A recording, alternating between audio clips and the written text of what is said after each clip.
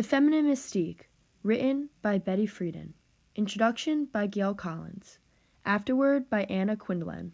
Project by Tiernan Harris. To introduce well-renowned writer, activist, and feminist Betty Friedan, it is crucial to first emphasize her personal experience. Betty Friedan was known for getting heavily involved in a variety of political causes following World War II. Her initial interest in women's rights sparked after writing various union pamphlets arguing for workplace rights for women. She soon married Carl Friedan in 1947 and birthed 3 children while she continued her job as a writer for UE News. When she and her husband moved to suburban Rockland County, Friedan became solely a housewife, but still wrote for women's magazines to support her family's income.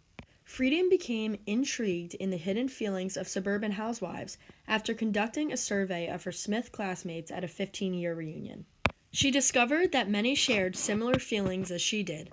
The women were dissatisfied with the restricted world of suburban housewives. Following this, she spent 5 years conducting interviews with white middle-class women across the country.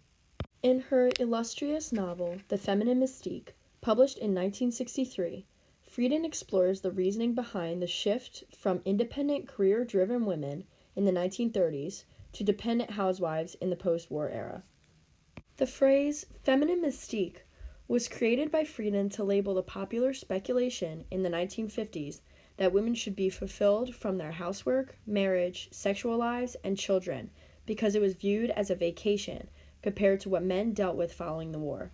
She emphasizes how the belief that women should not want to work, get an education, or have political opinions is far from the truth.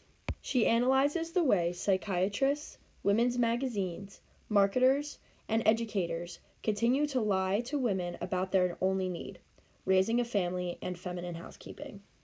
Due to Friedan's personal experience working in the magazine business, she highlights the way that magazines influenced how women were supposed to feel. Magazines enforced the idea that domesticity was to be equated with femininity, forcing women into roles they believed they had chosen, but had not. After Friedan personally sat in at a meeting with writers for McCall magazine, a popular women's magazine, she witnessed a man express his opinions on what should be published. She writes on page 28, paragraph 2, "Our readers are housewives full-time. They're not interested in the broad public issues of the day. They are not interested in national or international affairs. They are only interested in family and the home." She proves through a primary example how men are in the inner workings of the media, controlling what women should and shouldn't want in their lives. Friedan's powerful evidence and experience enlightens thousands of women reading all over the world.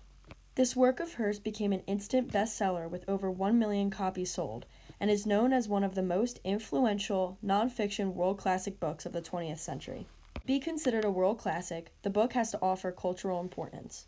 The Feminine Mystique exemplifies a solid fit for this definition, because this novel helped to spark widespread activism across America for gender equality and allowed millions of American women to feel confident in voicing their frustrations with their limited gender roles.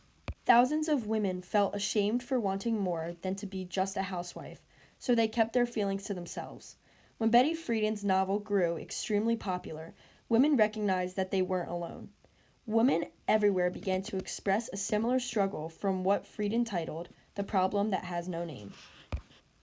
This book assisted in transforming public awareness of women's suffrage, causing thousands of women to join the women's rights movement, which Friedan became a huge activist for.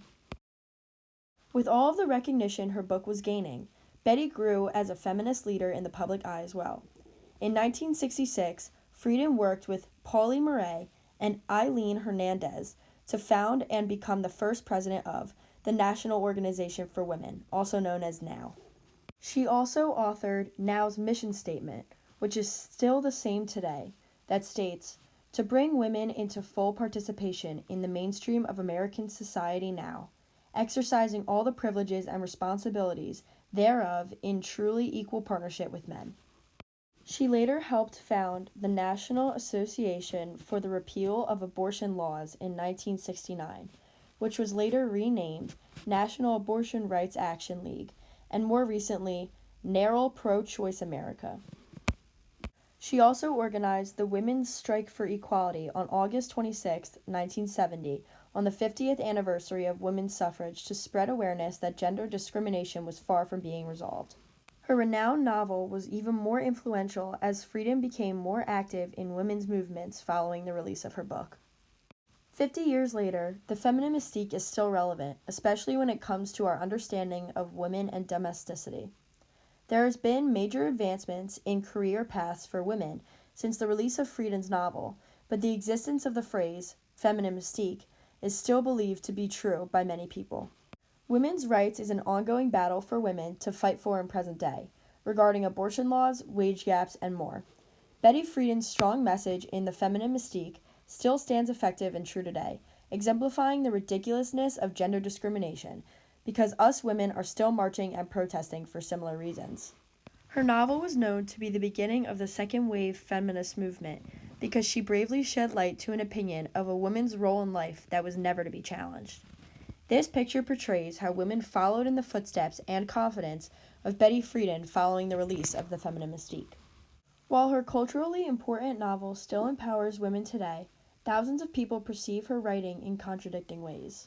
Positive and reliable reviews found on the back of the cover include critics from the Library of Congress who describe The Feminine Mystique as one of the books that shaped America, and Nanette Fondas, one of the writers from The Atlantic, reviews her work, stating, "At its core, lessons we're still learning today. Rereading The Feminine Mystique, it exudes love for the human being, human spirit, and human potential." Despite millions of people reacting to Friedan's book with positive feedback, there are others who counter-argue her points and criticize her work. In a novel titled In From Margin to Center by Bell Hooks, this Black feminist theorist expresses how Friedan only writes to highlight a limited perspective of a woman's reality by discluding poor and Black women. She believes that Friedan was racist to disclude all women, which would make her argument invalid to being a universal problem. Additionally, Janet Maslin, a critic from the New York Times, interpreted Friedan's strong examples of gender discrimination in magazines as her not being broad enough when it comes to exposing the media. She explains how Friedan ignores the messages sent by television, books, movies, and celebrities, while lonely housewives were being affected by the media every day without truly being aware. Maslin stresses a popular TV show in the 50s, Father Knows Best, that presented women doing housework in full makeup and party clothes, while the men were the ones who knew the best. Arguably, there were many points that Friedan skipped over when writing, and could have emphasized specific ones more. But her main argument certainly empowered millions of women all over the world. Even though Betty Friedan received negative feedback along with the positive feedback, she didn't let anyone stop her from being the powerful voice for many struggling housewives, forever affecting how many supporters fight for women's rights today. The cultural importance of this world classic is truly undeniable.